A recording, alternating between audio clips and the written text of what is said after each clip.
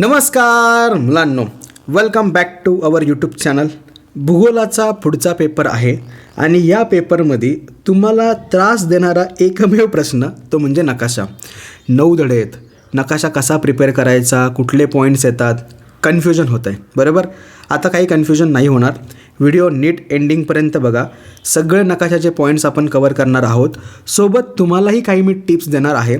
त्या जर टिप्स तुम्ही व्यवस्थित फॉलो केल्या तर प्रश्न चौथा असुद्धा पक्का होईल आणि आसुद्धा पक्का होईल.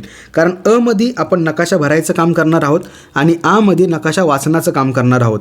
त्यामुळे त्या दोनही प्रश्नांचे जे काही 8 गुण आहेत ते मिळालेच पाहिजेत आणि त्या दृष्टीने आपण प्रयत्न करणार आहोत. आता सगळ्यात महत्त्वाची गोष्ट, भारत आणि ब्राझील दोनही मॅप आपल्यासाठी महत्त्वाचे आहेत. पेपरला कुठला येईल माहीत नाही आहे, त्यामुळं दोनही मॅप व्यवस्थित समजून घेताल. आणि अजून एक गोष्ट सांगतो, मॅप बघून होणार नाहीत, ते तुम्हाला प्लॉट करावे लागतील. त्यामुळं 2 वेळा तरी ते प्लॉट करून बघा. व्यवस्थित ठिकाणं कुठं आहेत ते समजून घ्या, म्हणजे पक्का होऊन जाईल. समजलं इन्स्ट्रक्शन? चला, आता हे प्रिपरेशन करताना जे मी आत्ता बोललो, भारत आणि ब्राझील दोघांचे सुद्धा मॅप महत्त्वाचे आहेत.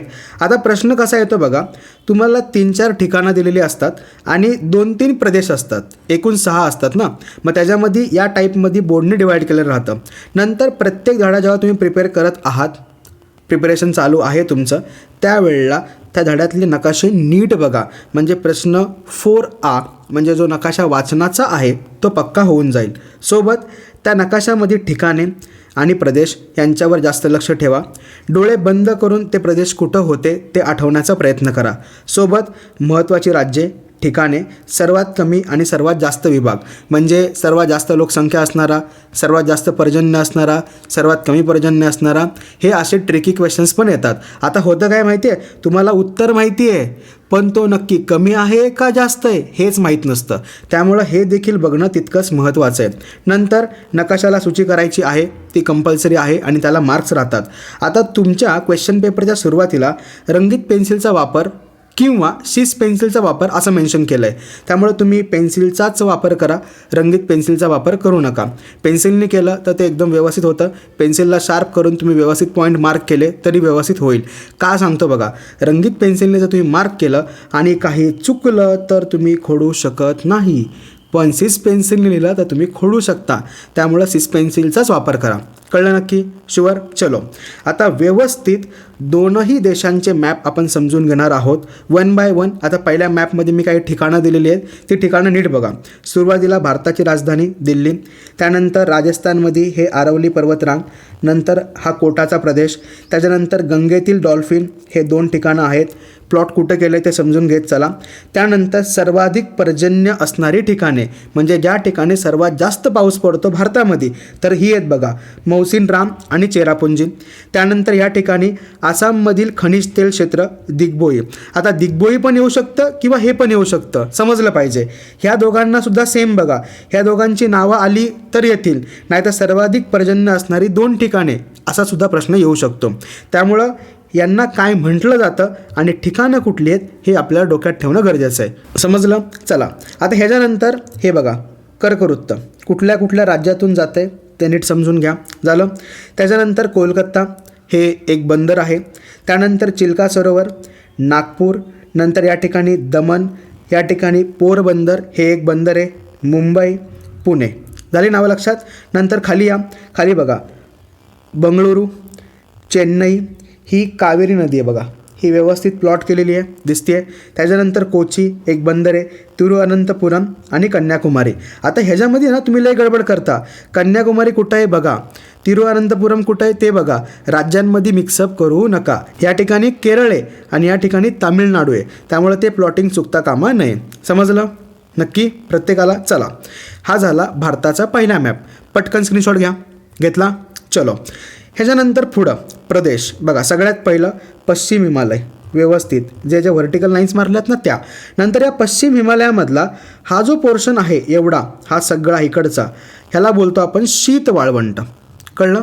नंतर बघा पूर्व हिमालय, हे पश्चिम होतं ना, हे पूर्ववाला हिमालयाचा प्रदेश. कळलं? नंतर हे सिक्कीम राज्य, त्यानंतर पंजाब आणि हरियाणा मैदानी प्रदेश. डन. पुढं बघा थरचे वाळवंट, इथं अरवली पर्वतरांग होती ना, त्याच्याबरोबर पश्चिमेला आहे. त्याच्यानंतर हे बघा, हा सगळा पश्चिम किनारपट्टीचा प्रदेश आहे व्यवस्थित. नंतर हे पूर्व किनारपट्टीचा प्रदेश आहे. नंतर हा बघा, त्याच्या आतमधला पोर्शन कुठं कुठं लाईन्स गेली आहे ते समजून घेताल. आता हा जो इकडचा प्रदेश आहे ह्याला बोलतो आपण पूर्व घाट, पलीकडचा जो प्रदेश आहे त्याला बोलतो पश्चिम घाट. समजलं नक्की. ह्याच्यानंतर अंदमान निकोबार बेटे आणि ही लक्षद्वीप बेटे. हे झालं भारताच्या मॅपचे पॉईंट्स. कळले? दोन्ही मॅप समजले नक्की? प्रत्येकाला घ्या स्क्रीनशॉट. घेतला? चला आता ह्याच्यानंतर ब्राझील. बघा, ब्राझीलसुद्धा महत्त्वाचा आहे. कुठला मॅप येईल माहीत नाही आहे, त्यामुळं दोनही मॅप व्यवस्थित प्रिपेअर करून ठेवा. आता ह्याच्यामध्ये सुद्धा वरून खाली येऊया 1 बाय 1. बघा, सगळ्यात पहिलं अमापा राज्याचं नाव आहे, माराजा बेटांचं नाव आहे. त्यानंतर बघा हे विषुववृत्त कसं गेलं आहे वरून व्यवस्थित. त्यानंतर पिको दी नेब्लिना, नंतर मॅनॉस, त्याच्यानंतर सोनेरी तामरीन हे प्राण्याचं नाव आहे. या ठिकाणी तो प्राणी सापडतो. त्यानंतर लास्ट इयर आलेला बघा मारानोहो राज्य, हे राज्य. त्यानंतर अवर्शन चतुष्कोन डन. नंतर ब्राझिलिया, त्याच्यानंतर साओ फ्रान्सिस्को नदी कुठून कुठं आली बघा. मॅपचा जो प्लॉटिंग केलेला भाग आहे ना तो समजून घ्या. कळलं? नंतर हे बघा पॅराना नदी झालं. त्याच्यानंतर पॅन्टॅनल दलदलीचा प्रदेश 1, 2, 3, 4 एवढ्या सगळ्या ठिकाणी तो प्रदेश आहे. आणि शेवटी येतं पंपास गवताळ प्रदेश. समजले पॉईंट नक्की? एवढ्या बोर्ड इयरला आलेला आहे. मार्च 2025ला सुद्धा ब्राझीलच आला होता. त्यामुळं व्यवस्थित दोनही मॅप पक्के करून ठेवा. घेतला स्क्रीनशॉट नक्की प्रत्येकाने? चला पुढं ब्राझीलमधलाच पुढचा पाठ. आता काही काही पॉईंट्स अगोदर झालेले आहेत त्यामुळे त्याचं टेन्शन घेऊ नका. आता अमापाला आहे ना अजून एक नाव आहे बघा, अधिक नागरिकीकरण असलेले उत्तरेकडील राज्य अमापा. बघा तुम्हाला अमापा माहिती आहे, पण त्याला काय म्हणतात ते जर माहीत नसेल तर प्रॉब्लेम होईल. समजलं? बाकी हे तर मागाशीच बघितलं, विषुववृत्त बघितलं, हे सुद्धा बघितलं. पिको दी नेब्लिया काय आहे? सर्वोच्च शिखर आहे. दोन्ही नावं लक्षात ठेवायची. हे मॅनस झालं, हे बघितलं होतं, हे सुद्धा बघितलं, हे सुद्धा बघितलं. आता हे बघा या ठिकाणी विक्टोरिया बंदर आहे. त्यानंतर रिओ दी जानेरिओ कुठं आहे? ह्या ठिकाणी आहे. व्यवस्थित ही महत्त्वाची ठिकाणे आहेत. नंतर कॅपो ग्रांड्रे हे काय आहे? विमानतळ आहे. आता हे पंपास गवताळ प्रदेश हा मागच्याच याच्यामध्ये आपण समजून घेतला होता. कळलं नक्की? तेच पॉईंट रिपीट झालेले आहेत त्यामुळे नवीन पॉईंट्स पक्के करून ठेवतात. कळलं? घेतला स्क्रीनशॉट? चला आता शेवटचा नकाशा व्यवस्थित. कांडोर कुठं येतं? नीट बघा. हे प्राण्यांची नाव आहेत. कुठल्या कुठल्या ठिकाणी सापडतात प्राणी आणि गवताळ वगैरे प्रदेश. नंतर ॲनाकोंडा ठिकाण, सोनेरी तांबरीन हे मगाशीच झालं होतं. काटेरी झुडपी वने असाही प्रश्न येईल किंवा कटिंगा असाही प्रश्न येईल. लोकेशन नीट लक्षात ठेवा आणि याचा शेप नीट लक्षात ठेवा. त्याच्यानंतर कॉफी उत्पादक क्षेत्र. मी तुम्हाला जेव्हा ते पॉईंट्स मार्क करून देत होतो ना टेक्स्टबुकमधले, तेव्हा हे सगळे पॉईंट सांगितले होते. आठवतं आहे? हां, तेच पॉईंट मॅपसाठी महत्त्वाचे आहेत. नंतर पॅन्टॅनल व्यवस्थित. ॲनाकोंडा 2 ठिकाणी आहे. त्यानंतर गुलाबी डॉल्फिन या ठिकाणी. समजले पॉईंट प्रत्येकाला? शुअर? आता बघा ब्राझीलचे एकूण किती झाले? 1, 2, 3 झाले. भारताचा 1 आणि 2. मी तुम्हाला 5 मॅप दिलेत. 5ही मॅप व्यवस्थित प्रिपेअर करा.